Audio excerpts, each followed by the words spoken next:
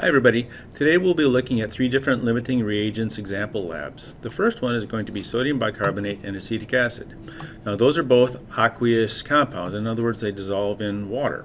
The first one, sodium bicarbonate, here's Na, it actually has a plus charge, and CO3H, or HCO3 in your flashcards, has a negative one charge, +1, -1. It's a formula unit. Over here we have acetic acid. Now all acids start with H's, so in this case it's HC2H3O2. H has a plus charge, that's this one right here, and then C2H123O2. And so this has a negative charge. It's called acetate, it's an anion. +1, -1, it's all good.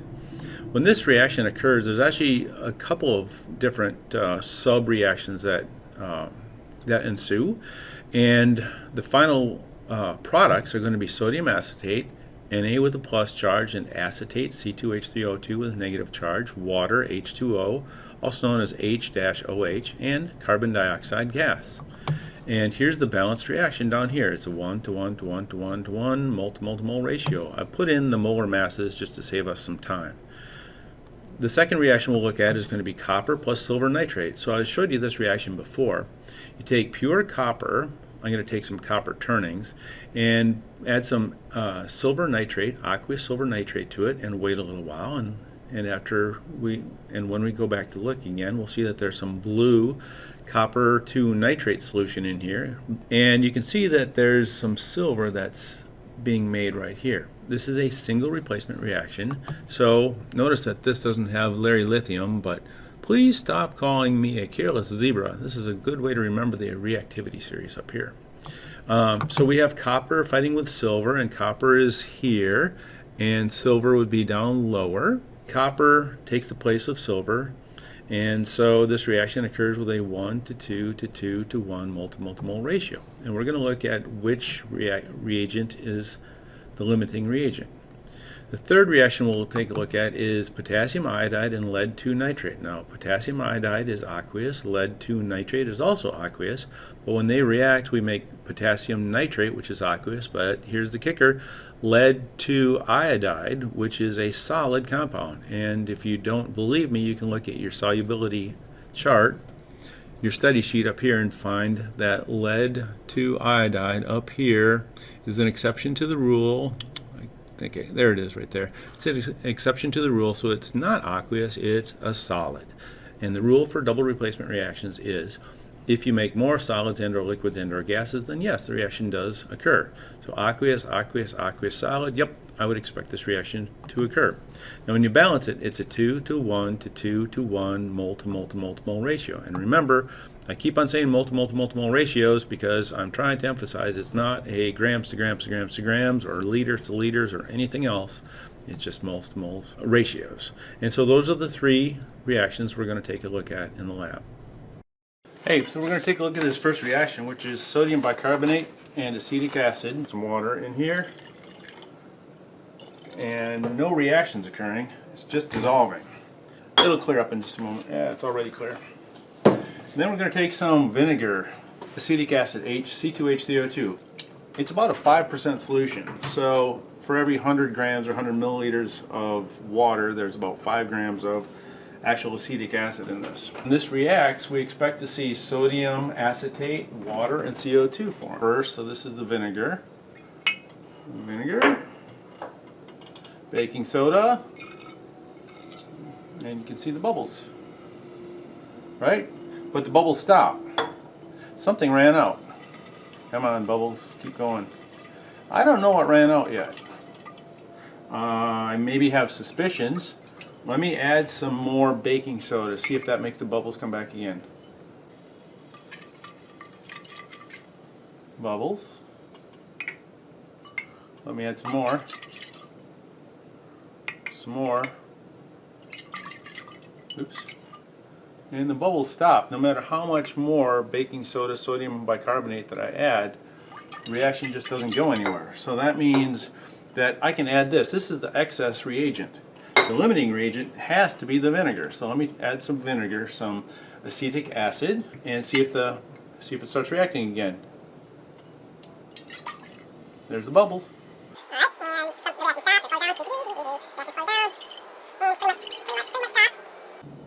pretty much stopped. Something ran out. Maybe both things ran out at the same time, I don't know. But let me add a little bit more vinegar and see if that resurrects the reaction. So no bubbles, basically. Add some more vinegar. Oh, there come the bubbles back again. So I must have run out of the vinegar, right? That's the limiting reagent.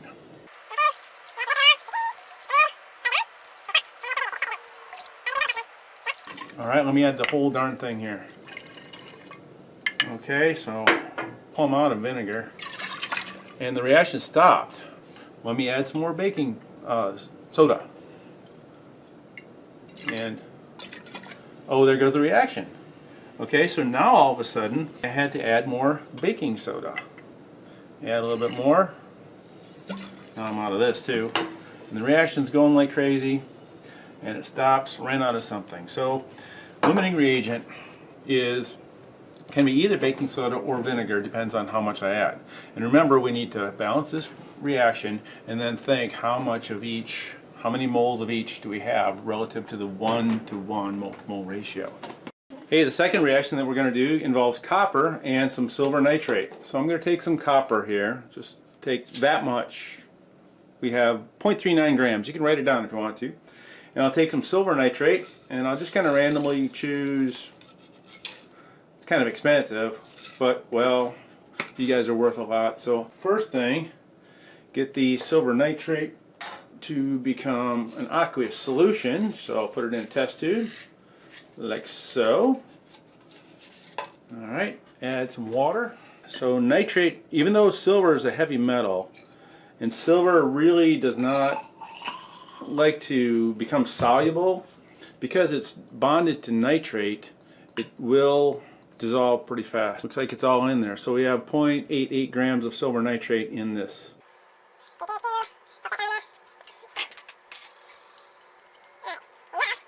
We'll wait for that reaction to occur because it takes a little while for this one. So it's been a few minutes and you can see the sparkly silver that is clinging to the copper filings there. You can also see that the solution is blue in color, and that indicates that there's copper 2 ions that are floating around there. So that would be copper 2 nitrate, aqueous. Not much pure copper left anymore, copper with a 0 charge. I've been stirring it up like this, and that copper is just getting thinner and thinner and going away. That's how much is left. And the solution is getting more and more blue, and at the bottom of the test tube you can see that's all silver. While this reaction is occurring, not too much copper left. Let me do my stoichiometry, figure out my limiting reagent. Got my periodic table, my calculator, my pencil, I'm ready to go. Alright, so I got the molar masses already. Copper is just 63.5, silver nitrate 170, and I put a dot behind it indicating there's 3 sig figs. So I just use the AgNO3, I don't use the 2 for molar mass. Silver is 108, so don't use the 2 again. Copper 2 nitrate is 63, about 96 times 2. It's 188 grams per mole. Alright, so let me figure out how many moles of copper that I had. 0.39 grams of copper, and then we had 0.88 grams of silver nitrate. I need my calculator. Moles equals grams over molar mass. Alright, and I need to calculate moles. Cover up moles, grams divided by molar mass. 0.39 grams.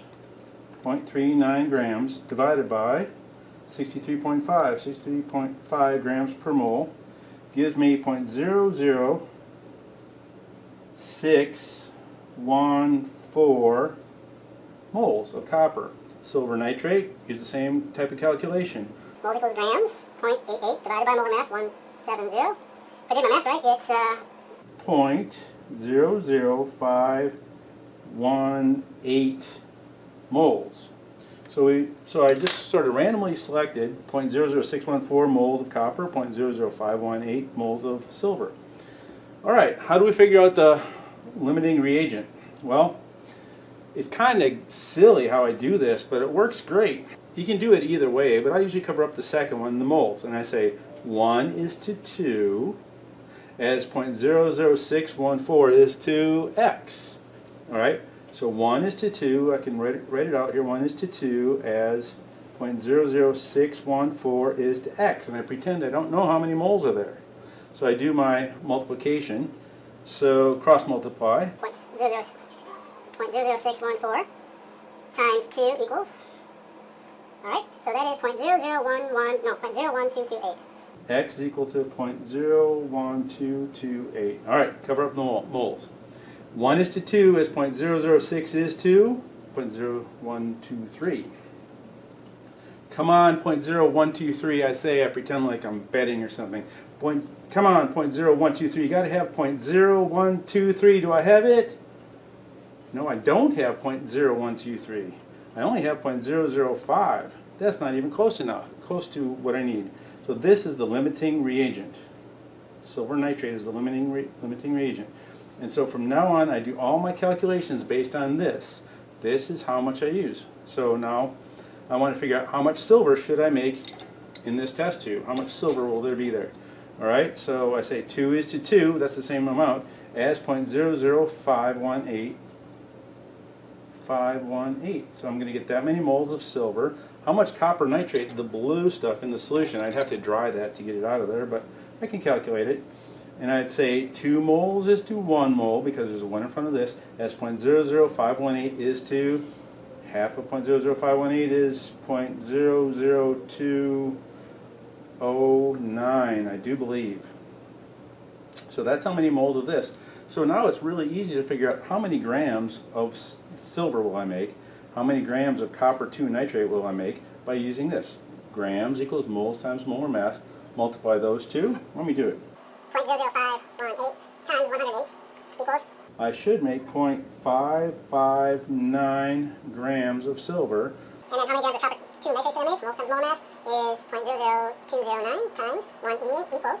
I should make 0.393 grams of copper nitrate. All right, so that's how you do limiting reagents. So now all I have to do is wait for this reaction to finish. All right, and then I want to separate out the silver in here from the copper 2 nitrate, and I'll do that by filtration. Then I have to dry it and weigh it again after it's dry and see how much silver I end up with. I'm hoping for, I should get 0.559 grams of silver in the bottom of this test tube.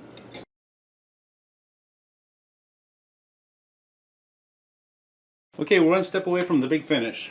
I'm going to try and filter out the silver and see how much I got. So I weigh my filter paper, 1.19 grams. Fold it up in half like a taco, half again, open it up so it's like an ice cream cone. Put it in my funnel. Alright, give it one last chance to react. There's still some copper left in there, which makes sense because according to our reaction, silver nitrate was the limiting reagent and copper was in excess. So there's some copper here that just stays and stays and stays. So I'm going to pour this whole mess into my filter paper right now. Get all the silver off of there. I think I did a good job. Hey, you know what I can do right now? I can dry this copper and see how much I have left. That's a pretty common question. How much copper did not react? So we know we have excess copper. How much excess is there? Still have some silver in there. I got to get that out. So use a little bit more distilled water. Shake it, shake it, shake it. Pour it through. Do it again. Shake it, shake it, shake it, shake it, and pour the silver through. Maybe one more time if I can get it all. There's a little bit left in there. Shake it and pour. I think that's just about it. Oh, a little bit maybe. Alright, so got the silver in here in the filter paper. The filter paper is all wet, so I've got to let the whole thing dry. I guess I'll dry it overnight. And then I'll come back and weigh it, and I should find that that filter paper weighs 0.559 grams more than it did when the filter paper was empty, when there was nothing on it. This is the third example of limiting reagents and excess reagents, and so this is potassium iodide and lead 2 nitrate. I just got done weighing out some potassium iodide and lead 2 nitrate. So solids, add some water to them, then they become aqueous. You can see through it. Aqueous, you can also look it up on your periodic table. So potassium iodide, it's a K with a +1 and I with a -1. Loses an electron, gains an electron, opposites attract. That's a formula unit. And then lead 2 nitrate is here. I just weighed out 23.86 grams of lead 2 nitrate. Pb gets a +2 charge. We have to say Roman numeral 2 because lead is from the middle of the periodic table. Nitrate, I've got that memorized from my flashcards. It has a -1 charge. +2 -1, crisscross applesauce, PbNO3 1 Pb with a 2+ and a nitrate and a nitrate. Grand total, how many atoms? We've got 1 atom of lead, 1 nitrogen, 3 oxygens, plus another nitrogen, plus another 3 oxygens. So that's 3 plus 3 is 6, 7, 8, 9 atoms grand total in lead 2 nitrate. Well, if this reacts, we should have a double replacement reaction. The rule for double replacement reactions is it will go if there's more solids and or liquids and or gases over here. And if they switch partners, we should end up with K with NO3 and PB with I. So this will be potassium nitrate, and this is lead 2 iodide. Let's see, aqueous, aqueous, aqueous solid, should it go? Yes, it should go. So let's see if the reaction does indeed occur. I'm not going to do it just yet. I'm going to set this thing up. 17.84 grams, 17.84 grams of Ki, 23.86 grams of lead 2 nitrate. How much of these reactants should we make, and which of these is the limiting reagent? That's what we base our calculations on. Which one? Moles, grams, molar mass. I want to calculate the moles, grams divided by molar mass. So, grams is 17.84, follow along, divided by 166, 166, so 3 there. We end up with 0.107 moles of potassium iodide, and 23.86 grams of lead 2 nitrate divided by 331 grams per mole. That's from the periodic table. Also, make sure you do not use the coefficient. That's the number of don't use that when you're calculating mole mass. Anyway, divide those, I get 0.0721 moles of lead 2 nitrate. All right, here's how you figure out sig figs. Remember, I said it's kind of sounds silly if you do it right. All right, you want to make like it's a big competition.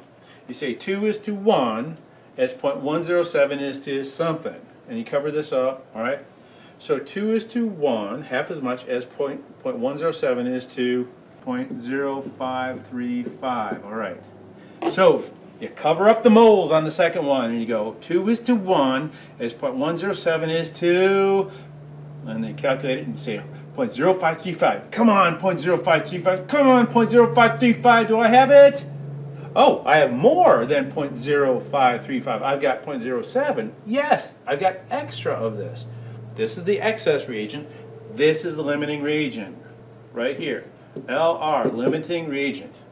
The stuff that runs out, that limits the reaction, stops the reaction when it runs out. There's going to be extra of this. So, how much should I get here? 2 is to 2, as 0.107 is to 0.107. 2 is to 1, there's a 1 in front of this one, as 0.107 is to 0.0535. So now let's calculate the number of grams of potassium nitrate and lead 2 iodide we should make. All right, so to calculate the grams, it's moles times molar mass, 0.107 times 101, 10.8 grams, 10.8 grams. And over here, 0.0535 times 461 grams per mole. Ooh, that's heavy. 24.7 grams. And so that's how much product we should make if the reaction goes. And so let's see. It's a soluble compound. This one is soluble. I do have a little bit of, I put in too much lead nitrate here. Well, okay. Will a reaction occur? Oh, is that ever cool? Is that ever cool? One of my favorite reactions. Isn't it pretty? The yellow. And so, yeah. So the yellow stuff, you can't see through it. It's a solid. It doesn't look like a solid right now, but if I set it down, come back tomorrow, it'll probably settle to the bottom, and then I can filter it out. I can filter it out right now even. Yeah, and so that's how you do limiting reagents.